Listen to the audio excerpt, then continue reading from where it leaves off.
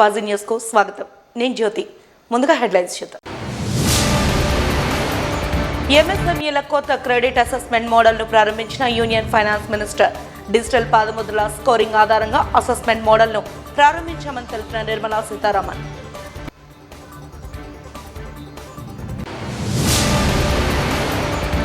మహిళలపై జరుగుతున్న హింసాకాండను అణచివేసే దిశగా కఠిన చర్యలు చేపట్టాలి. మహిళా చేతన అధ్యక్షురాలు కత్తి పద్మ డిమాండ్.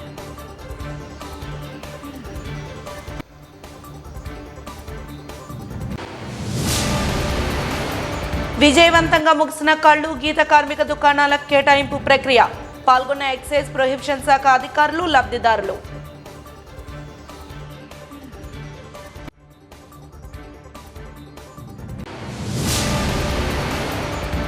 ఇక వివరాలకు వెళ్తే, కేంద్ర బడ్జెట్లో ప్రవేశపెట్టిన కొత్త క్రెడిట్ అసెస్మెంట్ మోడల్ను నేడు కేంద్ర ఆర్థిక మంత్రి నిర్మలా సీతారామన్ విశాఖలో ప్రారంభించారు. ఈ సందర్భంగా పలువురు వక్తలు మాట్లాడుతూ ఎంఎస్ఎంఈ సభ్యులకు ఇది ప్రభావితం చేస్తుందని తెలిపారు. డిజిటల్ పాదముద్రల స్కోరింగ్ ఆధారంగా కొత్త క్రెడిట్ అసెస్మెంట్ మోడల్ను ప్రారంభించామని తెలిపారు. అటు బ్యాంకులకు, ఇటు రుణగ్రహీతలకు ఇరువురికి ఉపయోగకరంగా ఉండే విధంగా దీన్ని రూపొందించినట్లు తెలిపారు. Any association from the state related to any particular sector, and then from them we take the input, and if necessary, if something is important, we even introduce that suggestion as an amendment, and before the budget entire finance bill gets passed. That is a practice which has come to force from 2019. Prime Minister Modi wanted us to take the budget and go meet with people, and if there's a need, take the input and do any amendment. So తెలుగులో వచ్చిన వాళ్ళకి, మీడియాకి ఇదే విషయం ఒక్క నిమిషం తెలుగులో చెప్తానండి. ప్రతి సంవత్సరం బడ్జెట్ టేబుల్ చేసినాక ఒక బ్రేక్ ఉంటుంది మధ్యలో. ఆ బ్రేక్ పీరియడ్లో మళ్ళీ పార్లమెంట్ వచ్చి ఫినాన్స్ బిల్ మీద డిస్కషన్ చేసి పాస్ చేస్తారు. మళ్ళీ చేసే ముందు ఒక బ్రేక్లో దేశవ్యాప్తంగా ఎక్కడెక్కడ బిజినెసెస్ తోటి మీట్ అవ్వాలో ఫినాన్స్ మినిస్ట్రీలో ఉన్నటువంటి అన్ని అధికారులతోటి, ఆల్ సెక్రటరీ లెవెల్ ఆఫీసర్స్ తోటి దేశవ్యాప్తంగా వెళ్ళి ప్రతి చోసన్ ప్లేస్లో అక్కడ ఉన్న tax consultants, chartered accountants, cost accountants, lawyers, business leaders, అట్లా ఉన్నటువంటి అసోసియేషన్స్ అందరితోటి డిస్కషన్ చేసుకుని వాళ్ళు ఇచ్చే ఇన్పుట్స్ని తీసుకుని, కొన్ని ఇన్పుట్స్ చాలా ఇంపార్టెంట్గా ఉంటే దాన్ని ఒక అమెండ్మెంట్ కింద తీసుకెళ్ళి బడ్జెట్ పాస్ చేసే ముందు ఆ చిన్న మార్పులు చేర్పులు చేస్తాం. అదే సిరీస్లో ఈ సంవత్సరం కూడా ఆల్రెడీ ముంబై వెళ్ళాము. ఇలా ఒక్కొక్క డెస్టినేషన్ వెళ్ళే ముందు సెకండ్ డెస్టినేషన్గా, am I right? This is the second place, right? Second డెస్టినేషన్గా విశాఖపట్నం వచ్చాం. ఇక్కడ ఇందుకు ముందు నేను చెప్పినట్టు చార్టెడ్ అకౌంటెంట్స్, కాస్ట్ అకౌంటెంట్స్ అందరూ మాతో ఇంటరాక్ట్ అయ్యారు. ప్లస్ ఇక్కడ ఉన్నటువంటి కస్టమ్స్ అధికారియో లేకపోతే ప్రిన్సిపల్ కమిషనర్ ఇన్కమ్ ట్యాక్స్ వాళ్ళందరూ కూడా ఫీల్డ్లో ఉన్నారు ఆ మీటింగ్లో. సో దాని భాగంగా అయిపోయినాక, ఆ మీటింగ్ అయిపోయినాక ఇక్కడ ప్రెస్ కాన్ఫరెన్స్ నడిపించుకోవాలని మీ అందరితోటి కలవడం జరుగుతుంది. సో ఫార్మల్గా క్వశ్చన్ ఆన్సర్ సెషన్ ఇప్పుడు. కొన్ని వేల సంవత్సరాల మానవ పరిణామ క్రమాన్ని ప్రపంచ చరిత్ర పుస్తక రూపంలో తెలుగులో రచించడం అద్భుత ప్రయత్నమని మాజీ ఉపరాష్ట్రపతి వెంకయ్యనాయుడు, యూనియన్ ఆర్థిక మంత్రి నిర్మలా సీతారామన్, ఆంధ్రప్రదేశ్ రాష్ట్ర ముఖ్యమంత్రి నారా చంద్రబాబు నాయుడు కొనియాడారు. విశాఖపట్నంలో మాజీ మంత్రి దగ్గుబాటి వెంకటేశ్వరరావు రచించిన ప్రపంచ చరిత్ర పుస్తకావిష్కరణ కార్యక్రమానికి హాజరైన పలువురు ప్రముఖులు ఈ సందర్భంగా రచయిత దగ్గుబాటి వెంకటేశ్వరరావును ఉద్దేశించి ప్రసంగించారు. ఈ సందర్భంగా వారు మాట్లాడుతూ చరిత్రను ప్రతి ఒక్కరూ చదవాలని తెలిపారు. ప్రతి ఇల్లు, ప్రతి లైబ్రరీలో ప్రపంచ చరిత్ర పుస్తకం ఉండాలన్నారు. అలనాటి ఆచారాలు, ఆహారపు అలవాట్లు, వ్యవసాయం వంటి అంశాలను పుస్తకంలో పొందుపరిచారని తెలిపారు. యుద్ధాలు, సామ్రాజ్యాల ఆవిర్భావం, మత పెద్దల పెత్తనాలు, ఖండాల విభజన, బానిస వ్యవస్థ, అభివృద్ధి, ఇలా ఏ విషయాన్ని వదిలిపెట్టకుండా ఈ పుస్తకంలో రచయిత వెంకటేశ్వరరావు ప్రస్తావించారని తెలిపారు. Rapidly went through some sections which interested me. అందుకే ఆ line that history is written by victors, గెలుపు పొందిన వాళ్ళు రాయడం ఒక రకంగా రాస్తూ వచ్చినప్పటికీ కూడా I was happy former vice president Venkaiah Naidu గారు ఆ మాటని లేవెత్తారు. మన భారతదేశ చరిత్రాన్ని రాసిన వాళ్ళు అందరం కూడా ఈ దేశానికి న్యాయం చేసినట్టు రాయల. నేను పాపులర్గా మనం ఇప్పుడు వాడే పుస్తకాల గురించి చెప్తున్నాను, బట్ ఒక్కొక్క రీజన్లో వాళ్ళ ఎక్స్పర్ట్స్ రాసిన పుస్తకాల్లో మంచి న్యాయంగా బాగా రాశారు. హిస్టరీ ఆఫ్ సౌత్ ఇండియా రాసిన వాళ్ళు మంచి పుస్తకాలు రాశారు. But that is not what is popularly available. మన స్కూల్ పిల్లలకు కాలేజీలో హిస్టరీ చదువుతున్న వాళ్ళు specialized history center, learnings history center for historical studies అన్న అటువంటి సెంటర్స్లో టీచ్ చేసే హిస్టరీ అన్ని అంశాలను ఈ చరిత్ర స్పృశిస్తుంది. మామూలుగా చరిత్ర అంటే కేవలం గత సంఘటనల కాలక్రమం కాదు. చరిత్రలో అదొక భాగం మాత్రమే. మన గుర్తింపులకు చరిత్ర అనేది ఒక పునాది. అది మన ఉనికికి సాక్షి మాత్రమే. చరిత్ర ద్వారానే మానవాడికి జరిగిన మంచి చెడులు, విషాదాలు, వివిధ సమాజాలు ఎదిగిన లేదా క్షీణించిన తీరు, నాగరికత విరసిల్లినా లేదా అంతరించిన ఆ యొక్క తీరును తెలుసుకోగలం. చరిత్ర ద్వారానే అది సాధ్యమవుతుంది. దీనిని బట్టే వర్తమానాన్ని సరిదిద్దుకుంటూ, చరిత్ర నుంచి గుణపాఠాలు నేర్చుకుంటూ, భవిష్యత్తుకు మంచి ప్రణాళికలను వేసుకుంటూ ముందుకెళ్లే ప్రయత్నం విఘ్నులైన వారు ఎవరైనా చేస్తారు. మామూలుగా గతం లేదే వర్తమానం లేదు, వర్తమానం లేదే భవిష్యత్తు లేదు. అందుకే చరిత్రను సరిగా నమోదు చేయడం, చరిత్రను తెలుసుకోవడం చాలా అవసరం. ఆ లైన్ ఒకటి అండర్లైన్ చేసి చెప్తాను నేను. ఈ చరిత్రను సరిగా నమోదు చేయడం.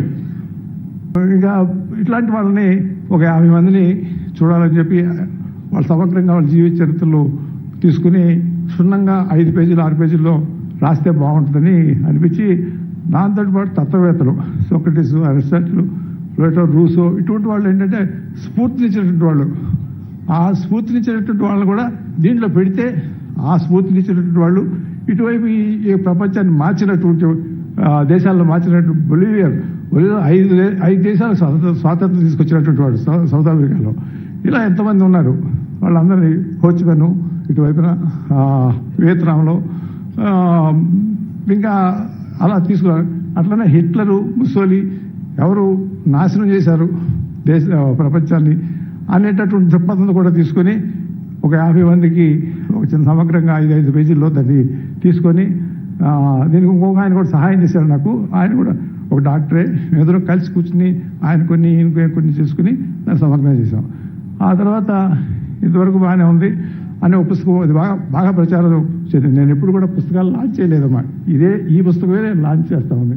5 పుస్తకాలు రాసినా కూడా ఏ పుస్తకం నేను లాంచ్ చేయలేదు. నా పని అయిపోయింది, నేను ఇచ్చాను అనుకున్నాను. ఆ తర్వాత ఈ దేశాలు తిరుగుతూ ఉన్నప్పుడు, లేకపోతే పార్లమెంట్లో కూర్చున్నప్పుడు, లేకపోతే బయట తిరుగుతున్నప్పుడు అనిపించేది ఏమని, అని మనం తర్వాత మనిషిలో కూడా కమిట్మెంట్ చూస్తే, ఆగస్ట్ క్రైసిస్ వచ్చినప్పుడు ప్రజాస్వామ్య పరిరక్షణ కోసం ముందుండి మళ్ళీ ఎన్టీ రామారావు గారిని ముఖ్యమంత్రి చేసే వరకు పోరాడిన వ్యక్తి వెంకయ్య నాయుడు గారు. ఈరోజు వారు చెప్పినట్టు ఒక చిన్న గ్రామంలో పుట్టిన, సాధారణ కుటుంబంలో పుట్టిన, అంచెలంచెలుగా ఎదిగి భారతదేశంలోని అత్యున్నతమైన స్థానంలో చేరారు. వారికి మనస్ఫూర్తిగా మనం అందరం కూడా ఈరోజు రిటైర్ అయినా ఎంత హోందాగా ఉన్నాడు అంత హోందాగా ఉన్నారు అలాంటి వెంకయ్య నాయుడు గారు. ఇకపోతే దగ్గుపాటి వెంకటేశ్వరరావు గారు మా తోడలుడు.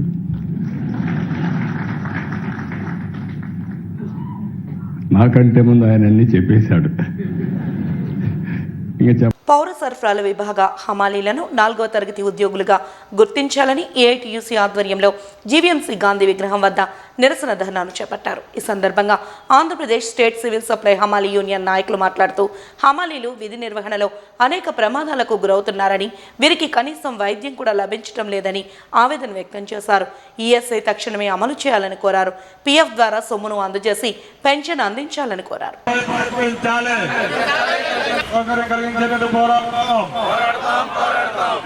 సివిల్ సప్లై సివిల్ సప్లై అమ్మాయి కొత్తగా తెచ్చిన రూట్ మ్యాప్ సెట్టింగ్ సిస్టమ్ ను రద్దు చేయాలి. కేంద్ర ప్రభుత్వం పెన్షన్ సౌకర్యం అమలు చేయాలి.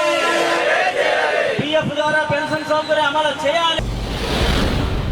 ఈరోజు సివిల్ సప్లై హమాలీస్ యూనియన్గా హమాలీ తాలూకు సమస్యను పరిష్కరించాలని డిమాండ్ చేస్తూ ఈ ధర్నా కార్యక్రమం అనేది జీవీఎంసీ గాంధీ విగ్రహం దగ్గర నిర్వహిస్తూ ఉన్నాం.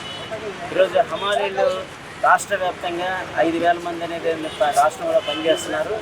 రాష్ట్ర వ్యాప్తంగా 2 కోట్ల మంది ఎవరైతే తెల్ల రేషన్ కార్డులు ఉన్నాయో వాళ్ళందరికీ కూడాను బియ్యాన్ని సరఫరా చేస్తున్న వాళ్ళందరూ కూడాను వీళ్ళందరూ కీలకమైన పాత్ర అనేది పోషిస్తున్నారు.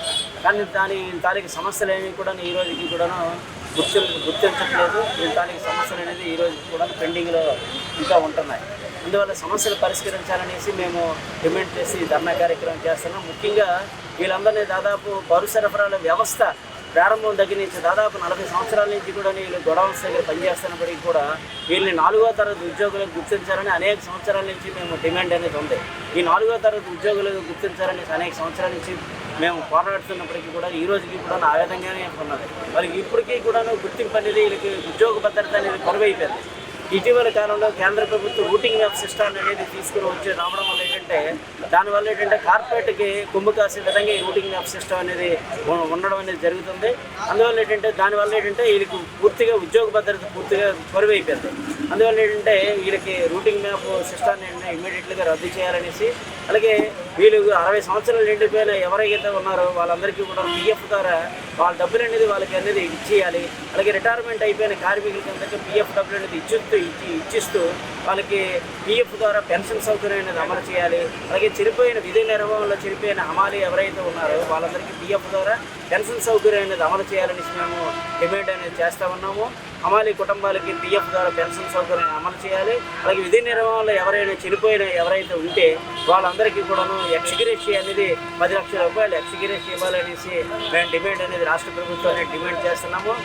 10వ తారీఖు కల్లా ప్రతి నెల 10వ తారీఖు కల్లాను బిల్లు అనేది సెటిల్ చేయాలేసి, అలాగే డీలర్ తాలూకు బిల్లులు కూడా దాదాపు 3 నెలలు 4 నెలలు కూడా పెండింగ్లో అనేది పెడుతున్నారు. అది సక్రమంగా ప్రతి నెల కూడా డీలర్ తాలూకు బిల్లులు అన్లోడింగ్ బిల్లులు కూడా సక్రమంలో చెల్లించాలనేసి, ఈఎస్సీ అనేది ముఖ్యంగా వీళ్ళు లారీలు ఎక్కుతున్నారు, దిగుతున్నారు, లోడింగ్ చేస్తున్న క్రమంలోనే అనేక దెబ్బలు జరుగుతున్నాయి, ప్రమాదాలు జరుగుతున్నాయి. అటువంటి క్రమంలో ఏమాత్రం కూడా వైద్య సదుపాయం కూడా అక్కడున్న గొడవ మేనేజర్లు కానీ లేకపోతే డిఎంలు కానీ ఏమాత్రం కూడా పట్టించుకునే పరిస్థితి అనేది లేదు.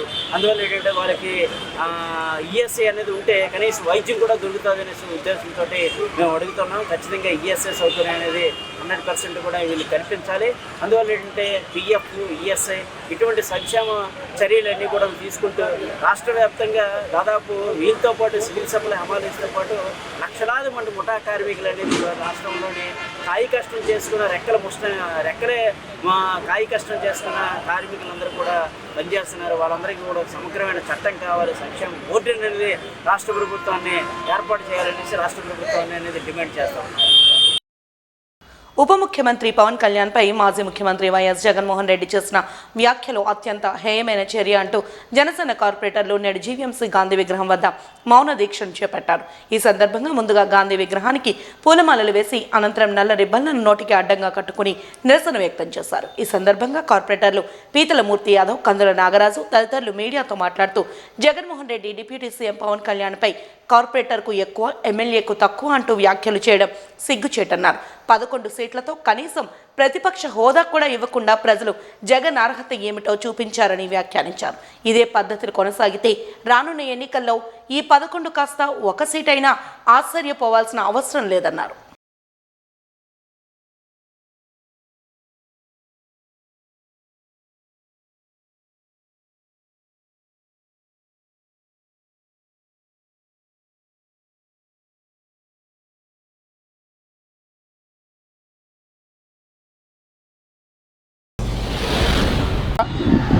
ఎమ్మెల్యేకి ఎక్కువ జగన్మోహన్ రెడ్డి గారు మరి ఇంకా ఆయన ముఖ్యమంత్రి అనుకుంటున్నారో మరి ఏంటో తెలియదు. కానీ ఇవాళ గౌరవనీయులైనటువంటి డిప్యూటీ సీఎం పవన్ కళ్యాణ్ గారి మీద అవాకులు చవాకులు పెట్టడం చాలా తీవ్రంగా జనసేన పార్టీ ఖండిస్తుంది.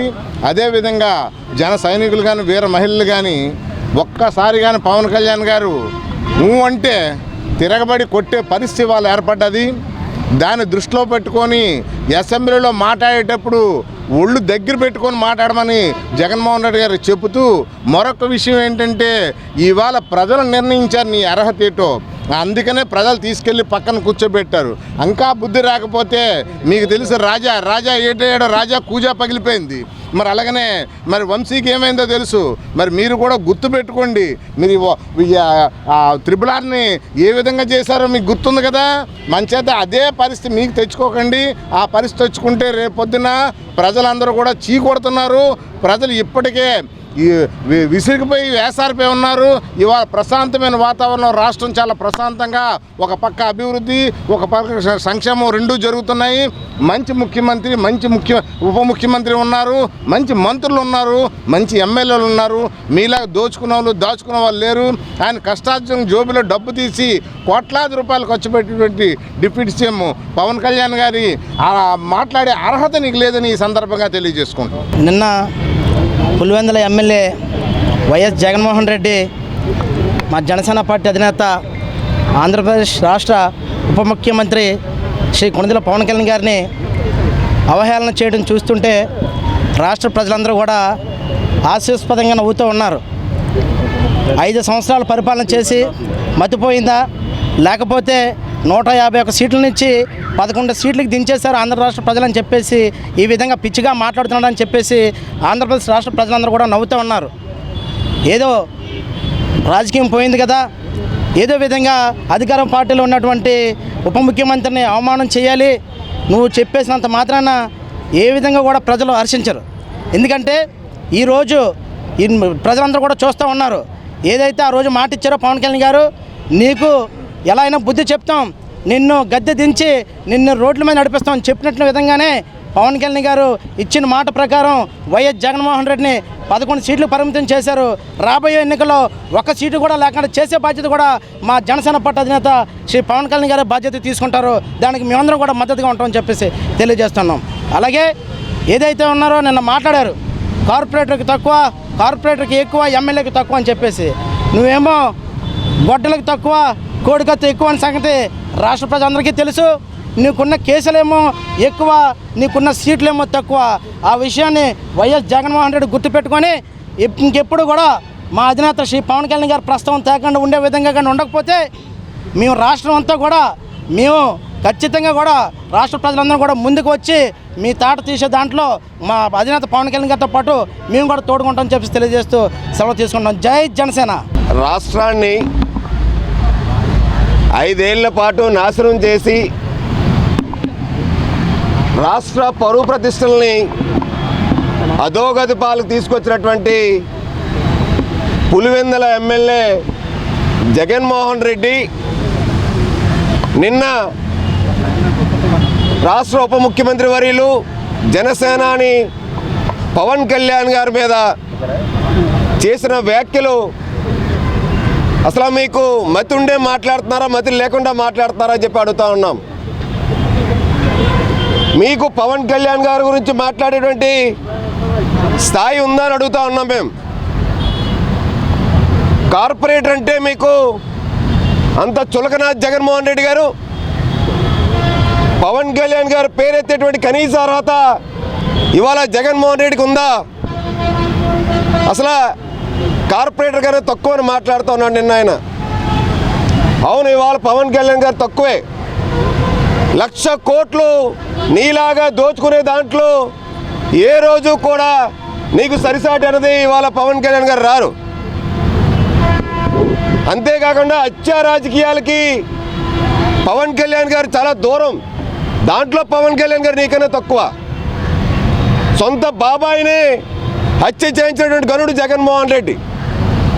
అంతేకాదు, దళితులను అవమానించిన వాడికి సింహాసనం మీద కూర్చోబెట్టి ఒక ఉన్నతమైన స్థానాన్ని ఇచ్చినటువంటి వ్యక్తి జగన్మోహన్ రెడ్డి. దాంట్లో మహిళలపై అణచివేత, హింసా దాడులకు వ్యతిరేకంగా మహిళా దినోత్సవాన్ని జరుపుకోవాలని మహిళా చేతన ప్రధాన కార్యదర్శి కత్తి పద్మ పిలుపునిచ్చారు. ఈ సందర్భంగా జీవీఎంసీ గాంధీ విగ్రహం వద్ద మహిళా చేతన ఆధ్వర్యంలో ప్రదర్శన చేపట్టారు. ఈ సందర్భంగా కత్తి పద్మ మీడియాతో మాట్లాడుతూ ప్రస్తుతం దేశంలో ఇంటా బయట మహిళలపై అత్యాచారాలు, వేధింపులు, దాడులు పెరిగిపోతున్నాయన్నారు. మహిళా హక్కుల కోసం రాజ్యాంగం రూపొందించిన చట్టాలు పాలకులకు చుట్టాలుగా మారిపోయాయని విమర్శలు గుప్పించారు. అందుకు ఉదాహరణగా మణిపూర్లో జరిగిన ఘటనను వివరించారు. ప్రభుత్వాలు చిత్తశుద్ధితో చట్టాల అమలుకు ముందుకు రావాలని కోరారు.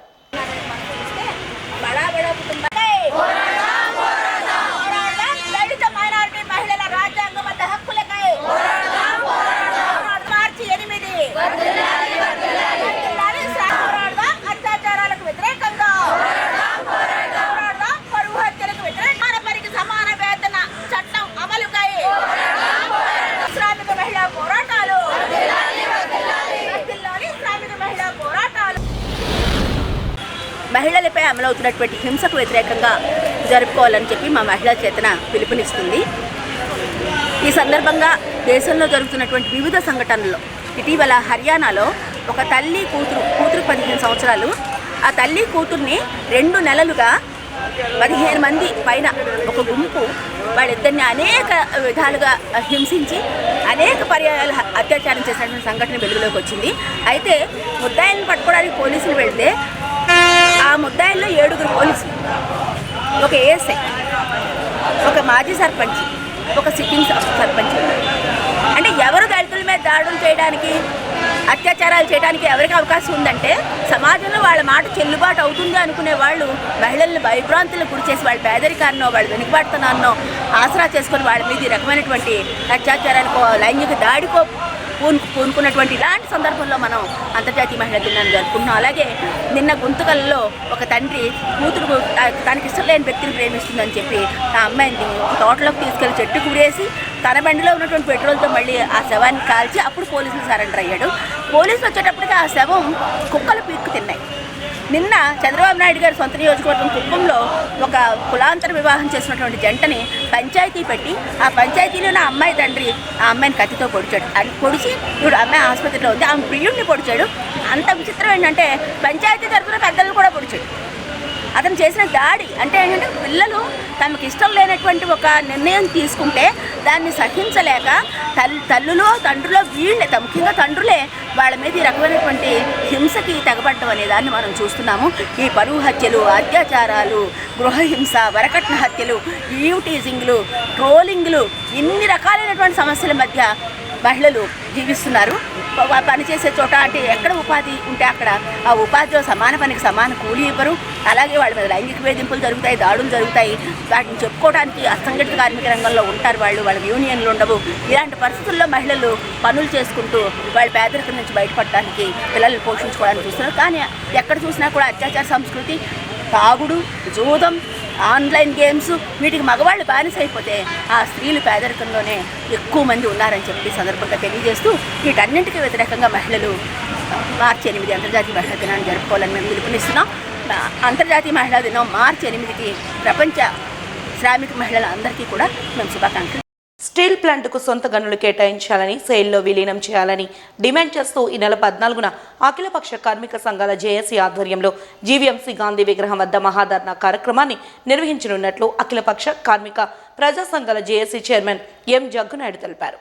జగదాంబదారి సిఐటియు జిల్లా కార్యాలయంలో అఖిలపక్ష కార్మిక సంఘాల ఆధ్వర్యంలో ఏర్పాటు చేసిన మీడియా సమావేశంలో ఆయన మాట్లాడుతూ స్టీల్ ప్లాంట్కు కేంద్ర ప్రభుత్వం ప్రకటించిన ప్యాకేజీ తాత్కాలిక ఉపశమనం మాత్రమే అన్నారు.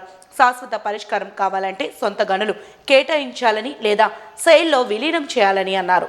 ఈసారికి తొలగించిన సుమారు 400 మంది కాంట్రాక్ట్ కార్మికులను తిరిగి విధుల్లోకి తీసుకోవాలన్నారు. స్టీల్ ప్లాంట్లోని ఆఫీసర్లకు, పర్మనెంట్ ఉద్యోగులకు బకాయి ఉన్న 3 నెలల జీతాలను చెల్లించాలని కోరారు.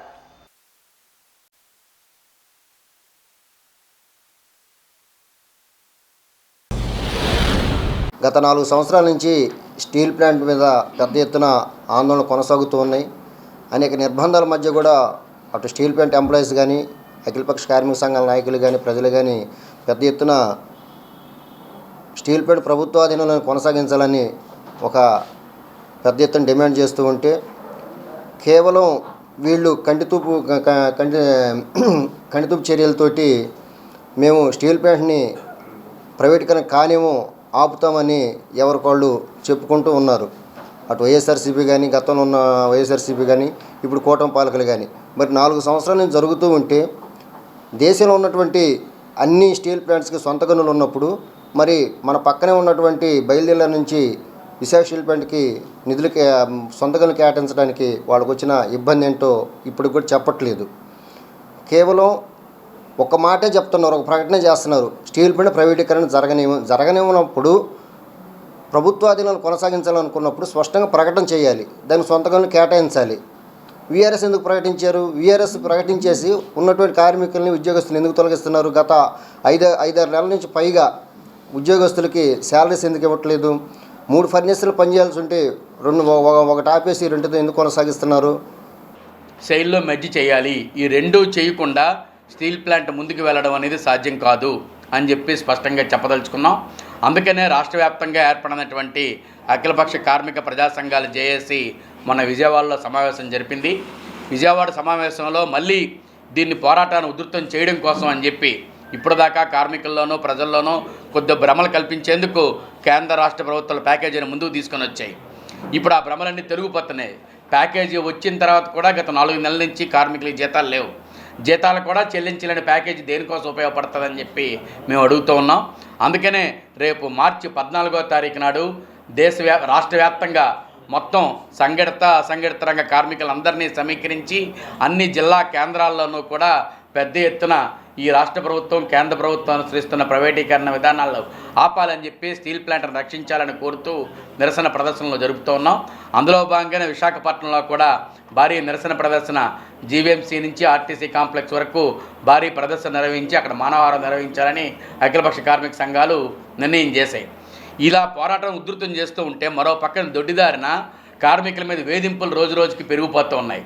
కార్మికుల భయభ్రాంతులకు గురి చేసేటట్టుగా ఈ రోజున స్టీల్ ప్లాంట్ యాజమాన్యం వ్యవహారం చేస్తుంది. స్టీల్ ప్లాంట్ యూనియన్కి గౌరవాధ్యక్షులుగా ఉన్నటువంటి అయోధ్యరామ్ గారికి నువ్వు సోషల్ మీడియాలో మాట్లాడుతున్నావు, నిన్నెందుకు ఉద్యోగం నుంచి తొలగించకూడదు అని చెప్పి షోకాజ్ నోటీస్ జారీ చేశారు. దీన్ని తీవ్రంగా ఖండిస్తున్నాం. మేము వెంటనే ఆ షోకాజ్ నోటీస్ని విత్డ్రా చేసుకోవాలని చెప్పి డిమాండ్ చేస్తూ ఉన్నాం. వైజాగ్ స్టీల్ ప్లాంట్కి సొంత గనులు కేటాయించాలి, సెయిల్లో విలీనం చేయాలి,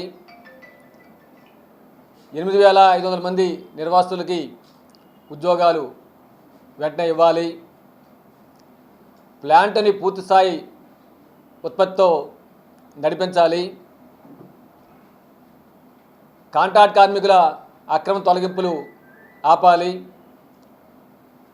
యూనియన్ నాయకుల మీద జారీ చేస్తున్న అక్రమ షోకాజ్ నోటీసుల్ని వెంటనే వెనక్కి తీసుకోవాలని డిమాండ్ చేస్తూ ఈ నెల 14వ తేదీన రాష్ట్ర వ్యాప్తంగా నిరసనలు చేపట్టాలని రాష్ట్ర కార్మిక ప్రజా సంఘాల జేఏసీ పిలుపునిచ్చింది. దానిలో భాగంగా విశాఖపట్నం జిల్లా కార్మిక ప్రజా సంఘాల జేఏసీ సమావేశం ఈరోజు ఇక్కడ జరిగింది. మార్చి 14న ఉదయం 10 గంటలకి జీవీఎంసీ గాంధీ విగ్రహం ద్వారా కార్మిక ప్రజా సంఘాల సభ్యులు సమీకరించబడి అక్కడి నుంచి ఆర్టీసీ కాంప్లెక్స్ గురదాడ విగ్రహం వరకు ప్రదర్శనగా వెళ్ళి అక్కడ మానవహారం నిర్మించాలని చెప్పని నిర్ణయించడం జరిగింది.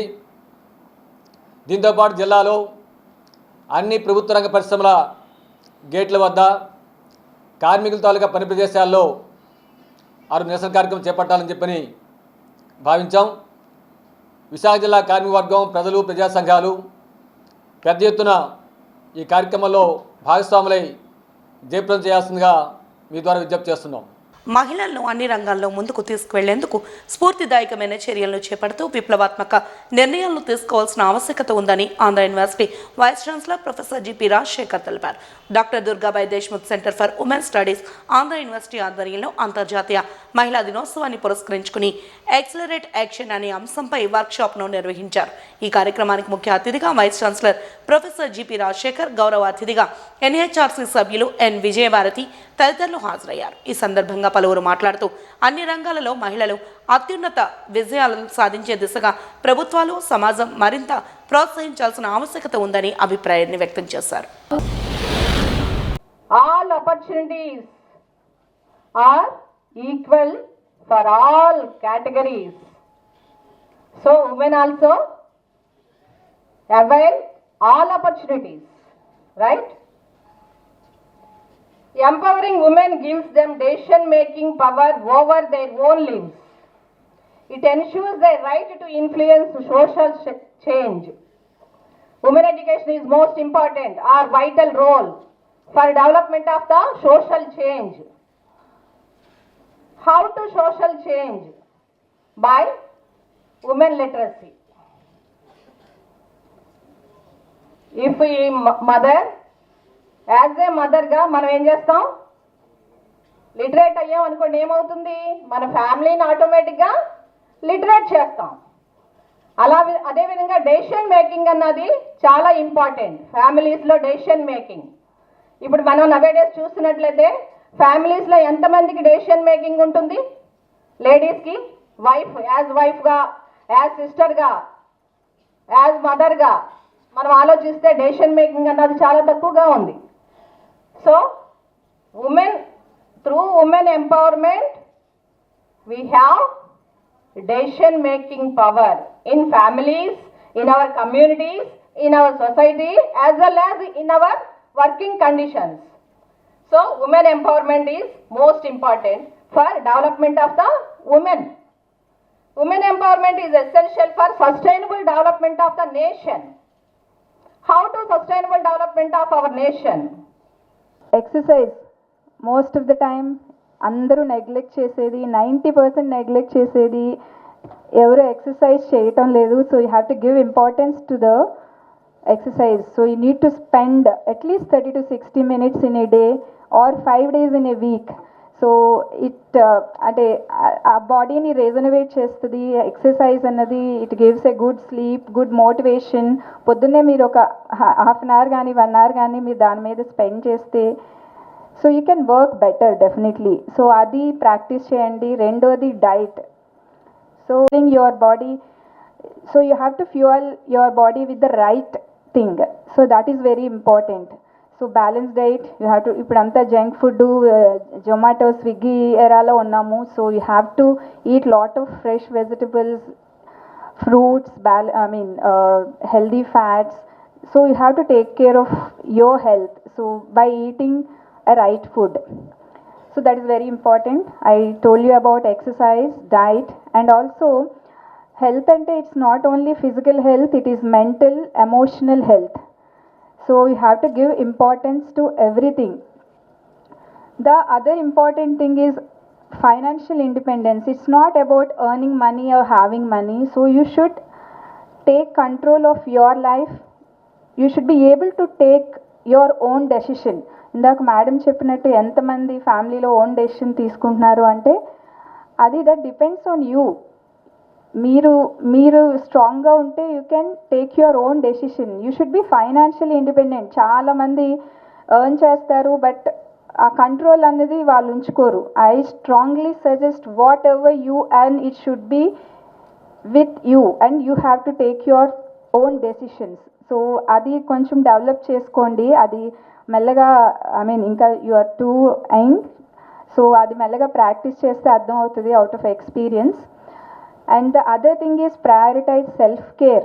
చాలామంది నెగ్లెక్ట్ చేసేది ఏంటంటే సెల్ఫ్ టైం అంటాము. అది కూడా అగైన్ సో మీకు నచ్చిన ఫీల్డ్లో మీరు వర్క్ చేయటం అన్నది. అండ్ అలాగే సెల్ఫ్ కేర్ అంటే ఇప్పుడు చాలామంది నా దగ్గరకు వచ్చే పేషెంట్స్ ఎక్సర్సైజ్ అంటే మాకు అసలు టైం ఉండదు, మాకు చాలా పనులు ఉంటాయి అంటారు. సెల్ఫ్ కేర్ అంటే మీకు మీరు ఎంతో కొంత టైం కేటాయించుకోవాలి. అది ఎక్సర్సైజ్ అవ్వచ్చు, మీకు నచ్చిన పని చేయడం అవ్వచ్చు, స్పోర్ట్స్ అవ్వచ్చు, బుక్స్ చదవడం అవ్వచ్చు, ఇంకేదైనా అవ్వచ్చు. So prioritise self care is very very very important. ఆసక్తి గల ఇంజనీరింగ్ అభ్యర్థులకు game changer JEE preparation programme Aakash Invictus Aakash విద్యా సంస్థ ప్రవేశపెట్టింది. విశాఖలో జరిగిన మీడియా సమావేశంలో ఆకాశ్ ఎండీ సీఈఓ దీపక్ మెహ్రతా ప్రతిష్టాత్మకమైన ఆకాశ్ ఇన్విక్టస్ను ఆవిష్కరించారు. అనంతరం వారు మాట్లాడుతూ ఆకాశ్ ఇన్విక్టర్స్లో ప్రవేశం ఎంపిక ప్రక్రియ ద్వారా జరుగుతుందన్నారు. 10వ తరగతిలో చేరే విద్యార్థుల కోసం 3 ఏళ్ల ప్రోగ్రాం, 11వ తరగతిలో చేరే విద్యార్థుల కోసం 2 ఏళ్ల ప్రోగ్రాం అందుబాటులో ఉంటుందన్నారు. ఐఐటీల లేదా విదేశాల్లో ప్రఖ్యాత విశ్వవిద్యాలయాల్లో చేరాలని లక్ష్యంతో ఉన్న విద్యార్థుల కోసం ఈ ప్రోగ్రాంను రూపొందించినట్టు తెలిపారు. ఆకాశ్ ఇన్విక్టర్స్ ద్వారా దేశవ్యాప్తంగా అత్యుత్తమ జేఈఈ ఫ్యాకల్టీ మెంబర్స్ అందుబాటులో ఉంటారని, ఐఐటీలో అత్యున్నత ర్యాంకులు సాధించాలనుకునే విద్యార్థులకు ఈ ప్రోగ్రాం ప్రత్యేకంగా రూపొందించబడినట్లు తెలిపారు.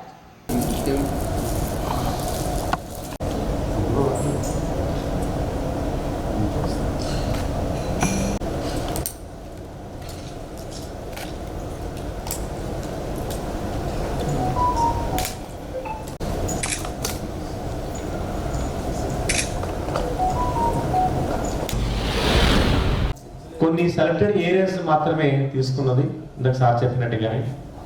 అందులో మన విశాఖపట్నంలో ప్రతి సంవత్సరం నుంచి కూడా ఆల్ ఇండియా లెవెల్లో టాప్ 10, టాప్ 100 నుంచి రిజల్ట్ పర్ఫామ్ చేస్తున్నారు ఐఐటీజేలో. సో విశాఖపట్నం సెంటర్ కూడా ఆ స్పేస్ ఉందని మేము మేనేజ్మెంట్తో డిస్కస్ చేసినప్పుడు ఇమ్మీడియట్గా company managing director sir and CIP sir మనకి అప్రూవల్ ఇస్తున్నారు. Top class ఐఐటిఎన్ ఫ్యాకల్టీస్తో separate ఇన్ఫ్రాతో separate academic మోడల్తో ఈ ప్రోగ్రామ్ రన్ చేస్తున్నాం. ఈ సందర్భంగా తల్లిదండ్రులకి స్టూడెంట్స్కి నా రిక్వెస్ట్ ఏంటంటే డెఫినెట్గా ఈ ప్రోగ్రాంలో ఈవెన్ ఫౌండేషన్ కోచింగ్ లేనటువంటి ఒక సిబిఎస్ఈ ఐసిఎస్ స్టూడెంట్ కూడా ఐఐటీజేలో ఐఐటి ముంబైలో స్టెప్ ఇన్ అవ్వడానికి కావాల్సినటువంటి విధంగా డిజైన్ చేయబడింది. We're pretty confident on that. Right? Not even 0.001% compromise is there in this program. Faculties ni standard faculties ni complete academic year right delivery చేసే విధంగా మనం మెయింటైన్ చేస్తున్నాం. కాన్స్టెంట్గా ఇక్కడే ఉండేదిగా అలాంటి ఫ్యాకల్టీస్ని డైరెక్ట్గా మేనేజ్మెంట్ ఢిల్లీ నుంచి మనకి ఫ్యాకల్టీస్ పంపిస్తుంది. ప్రోగ్రామ్ మొత్తం మానిటరింగ్ సపరేట్ టీం మనకి ఢిల్లీలో ఉంది. అక్కడి నుంచే కంప్లీట్గా ఆ ప్రోగ్రామ్ని మానిటర్ చేస్తుంది. కాబట్టి నేను చాలా కాన్ఫిడెంట్గా ఉన్నాను. ఈ ప్రోగ్రాంలోకి ఎవరైతే ఆపర్చునిటీ తీసుకొని జాయిన్ అయినారో వాళ్ళు ఖచ్చితంగా టాప్ ఐఐటీస్కి ఎన్ఐటీస్కి వెళ్ళే అవకాశాలు ఎక్కువగా ఉంటాయి. Team of Advanced Engineering in Akash. This is a brand new program which Akash has started pan India in nearly 34 locations. Now Invictus is going to be the program where the students aspiring for the IITs and the top-notch engineering colleges in India will be trained and coached under this program. Now this program has been conceptualized, designed and made by the best of the mentors of IIT in India. The teachers and the mentors who have given thousands of IITians in India are the part of Invictus journey now. Roughly 500 teachers across India who have been the part of various institutions and given the results of the IITs in the past are now the think tank and the execution team of Akash Invictus. Now with Invictus it becomes very unique that when I am saying that Invictus is a wing of advanced engineering programs, then how we are going to ensure that the students who are joining Invictus program are entering sure shot into their dream engineering colleges, which are primarily the IITs in India. It has got 4 important pillars of the Invictus, which makes it unique in India, not in Akash, in India. GVMC పరిధిలో గల 14 మద్యం దుకాణాల కేటాయింపు ప్రక్రియ విజయవంతంగా ముగిసిందని joint collector Mayur Ashok తెలిపారు. Siripuram VMRDA మొదటి అంతస్తులో జరిగిన లాటరీ విధానంలో జాయింట్ కలెక్టర్ మయూర్ అశోక్తో పాటు ఎక్సైజ్ మరియు ప్రొహిబిషన్ శాఖ అధికారులు పాల్గొని లాటరీని నిర్వహించారు. ఈ సందర్భంగా జాయింట్ కలెక్టర్ మాట్లాడుతూ మొత్తం 316 అప్లికేషన్లు రాగా 14 దుకాణాల కేటాయింపు లాటరీ ప్రక్రియ ద్వారా కల్లు గీత కార్మికులకు జరిగిందని, ఈ విషయాన్ని విజయవంతం చేసినందుకు అందరికీ ధన్యవాదాలు తెలిపారు.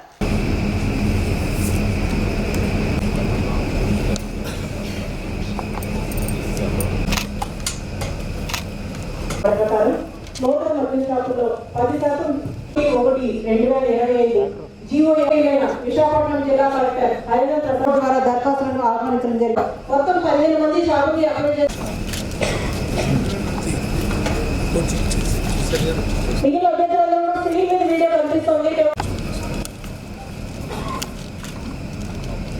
అది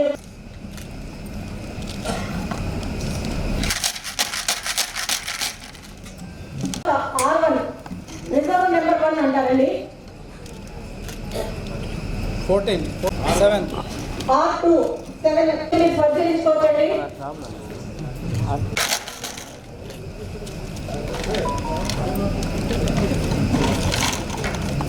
exit number serial number shop number 2 కోసం ఇది సెటబుల్ కాల్ గీతా మోహన్ R1 16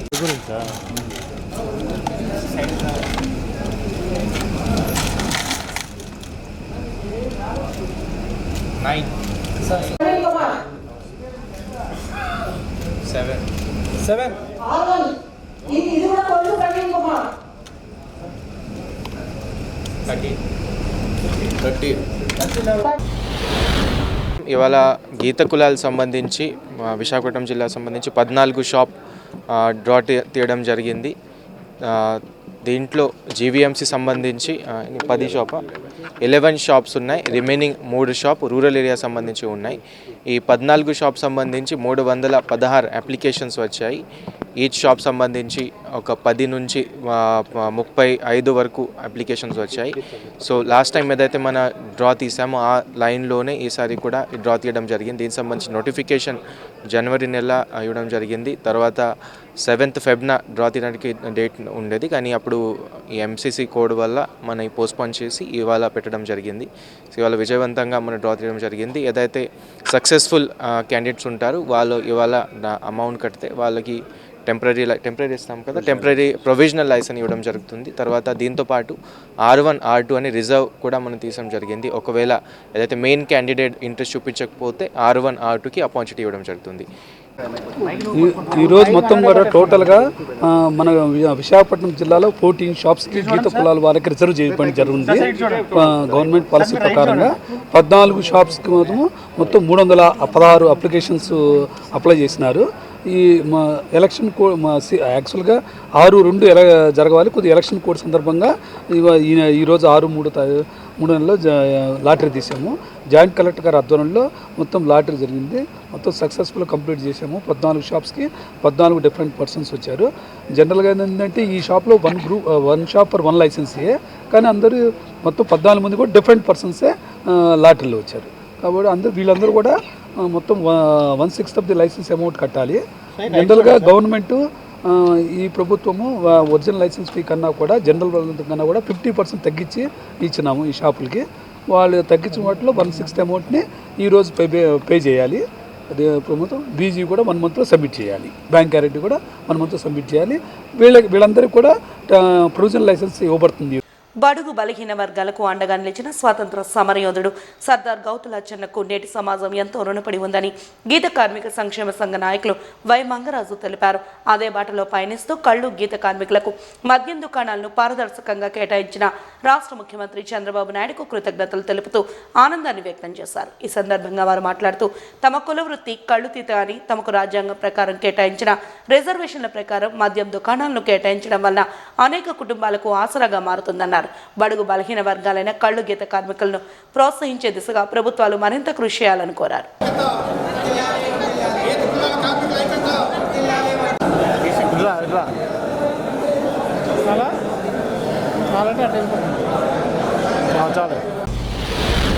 చెట్టిపల్లి గీత కులాల గాజువాక పారిశ్రామిక ప్రాంతంలో గీత కులాల కార్మికుల సంఘం కోశాధికారిని గాజువాకారిని. ఇది మా గీత కుల కార్మికుల్ని చంద్రబాబు నాయుడు గారు గుర్తించి మాకు కొంత ఫీజులో రాయితీ ఇచ్చారు. మాకు చాలా ఆ రోజు జీవో అనౌన్స్ చేసినప్పుడు మేము చాలా మా సంఘం అంతా చాలా సంబరాలు చేసుకొని ఆనందపడ్డాము. ఆ రోజే మేము మా సంఘం తరఫున మేము ఒక షాప్ ఏమైనా మా సంఘం తరఫున వేయాలనేసి మేము డిసైడ్ అయిపోయి సంఘానికి తరఫున మేము ఒక రింగ్ వేసుకోవడం జరిగింది. అందులో మాకు ఒక షాప్ రావడం చాలా సంతోషం, ఆనందకరం. అలాగే మాకు ఈ గీత కార్మికులకి మాకు రాయితీతో పాటు ముందుగా 2 లక్షలకు ఫీజు అనేది తగ్గించి ఇస్తే అందరిలాగా కాకుండా 2 లక్షల ఫీజు అనేది తక్కువ తగ్గించి ఇస్తే ఇంకా బాగుంటుందని. కానీ అయినా మాకు ఇప్పుడు ఆనందం షాప్ వచ్చినందుకు చేసినందుకు చాలా ధన్యవాదాలు చెప్తాను. చంద్రబాబు నాయుడు గారికి, పవన్ కళ్యాణ్ గారికి చాలా ధన్యవాదాలు చెప్తాను. అలాగే ఎక్సైజ్ మినిస్టర్ గారికి చాలా మా సంఘం తరఫున, గీత కార్మికుల తరఫున ఎప్పుడు ఇదే ఫస్ట్ టైము మా గీత కుమారులకి మాకు ఆ రోజు జీవో అనౌన్స్ చేసినప్పుడు మేము మా సంఘం తరఫున మేము అప్పుడు కేక్ కట్ చేసి సంబరాలు చేసుకోవడం జరిగింది. ఇదంతటికీ కారణము మా సంఘానికి అభివృద్ధి చేసిన సర్దార్ గౌతలచ్చన్ గారికి మా సంఘం తరఫున ధన్యవాదాలు తెలుపుతున్నాం. ఇదంతటి కారణం మాకు సంఘం గుర్తించారంటే సర్దార్ గౌతలచ్చన్ గారు. మా సెట్టిబాల్జీ గౌడ సంఘాలన్నింటికీ సర్దార్ గౌతలచ్చన్ గారు మాకు అండదండగా ఉండి ఆ రోజు పోరాటం చేయడం వల్ల ఈరోజు మాకు ఈ రాయితీ అనేది వచ్చింది. ముందుగా ఆయన ధన్యవాదాలు తెలుపుతూ ఈరోజు మాకు ఈ కార్యక్రమం చాలా చక్కగా జరిగింది. వాజీ న్యూస్ ముగించే ముందు హెడ్లైన్స్ మరొకసారి చూద్దాం.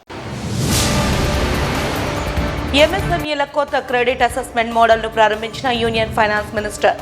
డిజిటల్ పాదముద్రల స్కోరింగ్ ఆధారంగా అసెస్మెంట్ మోడల్ను ప్రారంభించామని తెలిపిన నిర్మలా సీతారామన్.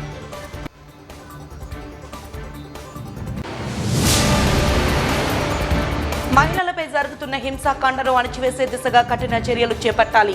మహిళా చేతన అధ్యక్షురాలు కత్తి పద్మ డిమాండ్.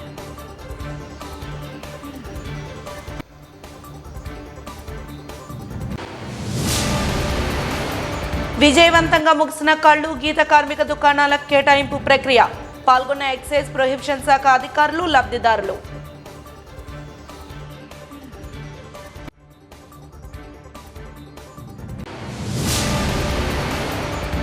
వాజీ న్యూస్ ఇంతటితో సమాప్తం.